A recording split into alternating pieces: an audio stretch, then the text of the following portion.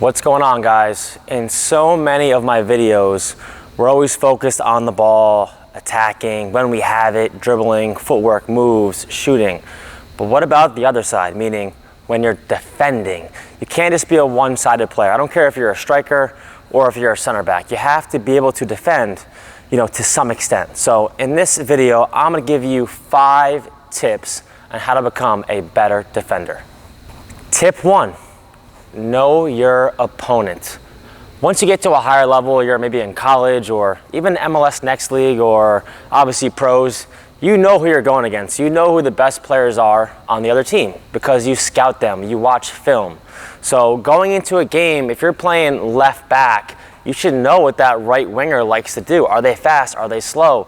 Are they right-footed? Are they left-footed? Etc., etc. If you're a youth player and obviously you don't get to scout your opponent, maybe you watch the first couple plays and familiarize yourself with their tendencies.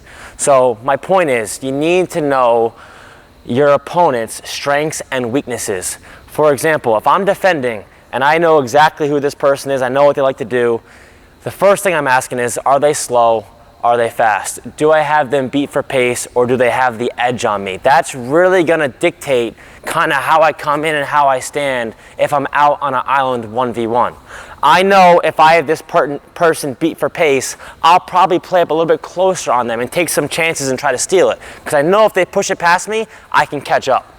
If I have a real speedster out on the wing where I really can't gamble as much, I'm gonna play off a little bit more and almost start to cheat the sprint. So if they do push it, I can almost get a head start. So that's one example of many, just knowing your opponent. Play up tight, play off, depending if they're faster or slower than you. And the obvious one, are they left-footed? Are they right-footed? Maybe they have a terrible right foot, so push them right. That stuff just gives you an advantage. When you're going 1v1, it's a coin flip, man. They might beat you sometimes, you might beat them sometimes. So you want to get that ratio more, on your side so you're favored in this matchup. I know if he goes left, he probably has a 75% chance to beat me. But maybe if he goes right, he only has a 25% chance to beat me. So obviously I'm pushing him right if I know he's left-footed. So those little secrets will give you the advantage when going 1v1. So make sure you know your opponent.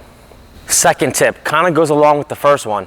It's not know your opponent, it's know the situation. For one, where are you on the pitch? Are you 80 yards from your own goal? Are you in your own box? Are you in the middle of the field? Are you out wide? All of these things will dictate how you should go about that 1v1 defending situation. For example, like I said earlier, if I'm a striker or a winger pressing up high and I have 8 teammates behind me, I can afford to be a little bit, crazier and a little bit tighter and take some chances. Because if I get beat, I have help. If I'm back towards my box and I'm going towards my own goal, I really have to be careful. Because if I get beat, there's no one behind me. So know the situation. Also, maybe you're, right in front of your own goal and you like to contain. You can't contain for so long right in front of your own goal. If you're dropping and your goal is here, he's just gonna shoot it. So you need to know that and figure out a time where you can step to make a challenge or at least get in front to hopefully block or just disrupt his shot enough so he misses it. Also, knowing the situation, like I said before, do you have help? Do you have teammates? If I'm here and I have a teammate tracking back, maybe I'm just trying to delay. I'm not really trying to gamble. I'm just trying to slow him down enough so my teammates have time to recover. That's knowing the situation. If he's on a fast break 1v1 and I have no help and he's going to goal, I know I have to make a stand right away. So do I have time to contain? Or do I have to, make a play and make a challenge for my team? Those different situations, where are you? Where are my teammates? Where are his teammates? Is someone overlapping, right? Stuff like that. That is gonna help you make a quick decision. That's why soccer, also known as football, is such a tough sport to play, and you have to have a super high IQ. This is not basketball, this is not American football. You're not calling timeouts and drawing up defensive schemes. You're on the fly here. As things are running in, the ball, your players, their players, can you know where you're at and make the correct play based off the situation that you are in at that current time? Tip number 3, put the game on your terms. Make the attacker guess.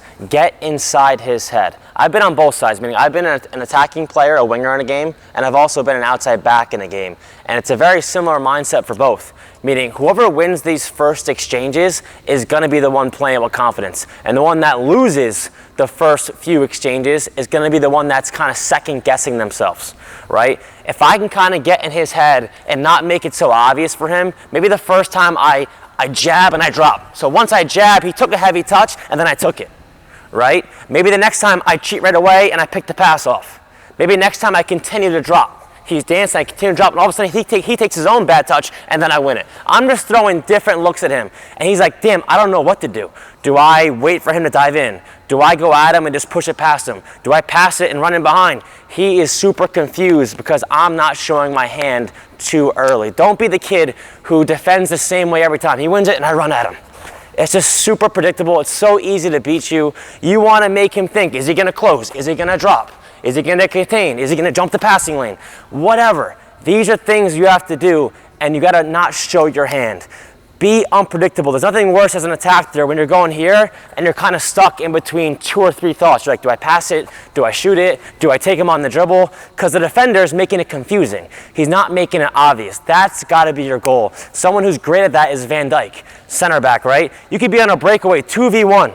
And Van Dijk is so good at not committing to either. He's like, I'm not going to go to you, but I'm not going to let you pass either. So the longer that this attacker is in limbo and just confused, it gives his teammates a chance, and usually eventually they end up botching a touch because they're thinking so hard, and then Van Dijk or whoever would win it. So that's what I mean by put the game on your terms. I mean, I'm in control. Even though he's attacking me, I'm the one dictating everything. He's confused. He's second guessing himself. He's not playing as a confident winger. There's nothing scarier and more dangerous than a confident winger who's just playing and dancing and cutting and shooting. So I don't want him to be like that. So I want him scared. I want him nervous. And I want him second guessing himself. And I do that by, disguising my different defensive tactics. So work on that as well as tip 3. Tip 4, it's not really a strategy. It's more about defensive movements. You have to work and fine-tune your defensive movements, your feet, your hips. It's not all about your feet and hips when you're actually dribbling. It's also about your feet and your hips and your awareness when you're defending as well.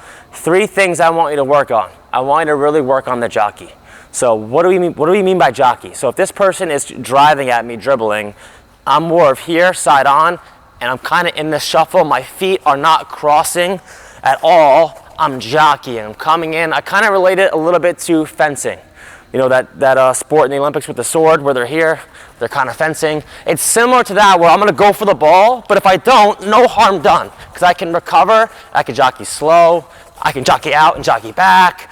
That's the first thing you have to master is that jockey and just being comfortable in that position. Building on that, something that's faster than that is the cross step. Back to my example of knowing your opponent. If I have someone super fast, right, and they have me for pace, I can't afford to keep jockeying because if they push, it's going to take me too long to catch up. So if I know I have a real speedster coming at me, instead of jockeying, I'm going to cross step here. Cross, cross, cross, boom. You can tell I'm already in my run. I'm almost anticipating where I'm here. I'm waiting for the push. I might fake on them. Push, push, push, boom. I'm already running. When you get stuck jockeying too long, it's almost tough to run. So again, they're both good. You just need to know when to do each one. And again, back to Van Dijk, he does it all the time. And Van Dijk's huge, and Van Dijk is fast as well. But I'll have someone coming, and he'll be here, be here, be here, be here. He'll flip, be here, be here, be here. He cross steps, and then he wins the tackle. That's stuff you have to work on. So I showed you the jockey. Your legs do not cross. You're here. Here, here, contain, contain, bend your legs, good posture. Cross step's the same thing. You're just running. You could run slow, you could run fast, all that stuff, okay? That's the cross step. And the third thing that goes with both, obviously, if you have to switch sides, is the hip flip. So whether you're jockeying, flipping, and jockeying again, whether you're crossing, he cuts back, so you flip and come here. These are things you have to be smooth with, right? I want it to make him commit one way, but I'm also prepared for sure to drop that hip. The last thing you want to do is show your back and get turned. You lost sight of the ball, he created space from you, and now you're in trouble. So can you stay in front, whether it's a jockey and flip or a cross step and flip? Work on flipping your hips. The jockey, the cross step, the hip flip. Set up different cone drills, set up different situations, and make sure you're fluid with all three of those. Final tip for today, guys, on how to become a better, more efficient defender. This one I put last on purpose. It has nothing to do with technique, really, but in my opinion, it might be the most important one, because without it, I don't know if you can be a world-class defender. It's very simple. Be brave. At some point, if you do all of the first 4 steps correctly, this player is going to take a bad touch at some point. When that happens, you have to be willing to get stuck in and make a tackle. There's technique to it for sure, but more importantly, you have to be willing to go and put your body in there and mix it up and not be afraid of contact. You have to be brave. Whether he pushes it long and you scoot in front and just shield him out, very simple.